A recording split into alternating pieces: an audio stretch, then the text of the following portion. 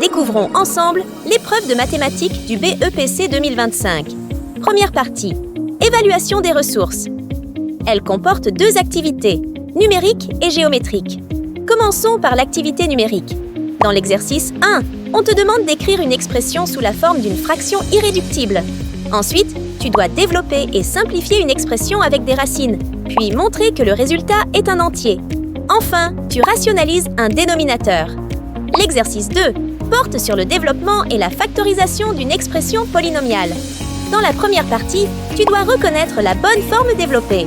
Ensuite, tu choisis la bonne forme factorisée.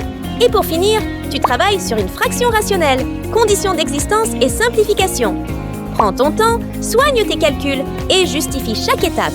Si tu veux la correction détaillée pas à pas, écris directement au numéro qui s'affiche en bas de ton écran. Passons maintenant à la deuxième partie de l'épreuve, consacrée aux activités géométriques. Dans l'exercice 1, tu dois répondre par vrai ou faux à deux affirmations.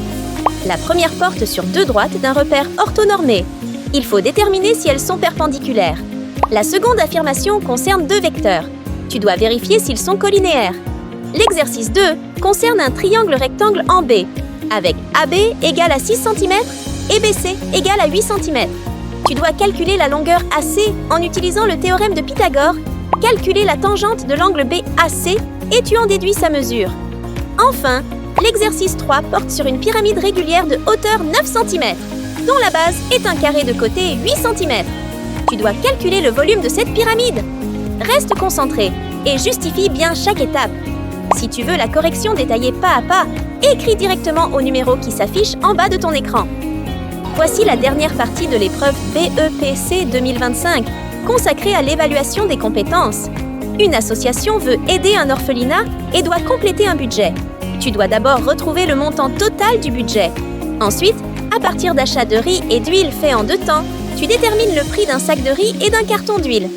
Enfin, tu compares deux options de transport pour savoir à partir de quelle durée la deuxième devient plus avantageuse. Si tu veux la correction détaillée pas à pas, écris directement au numéro qui s'affiche en bas de ton écran.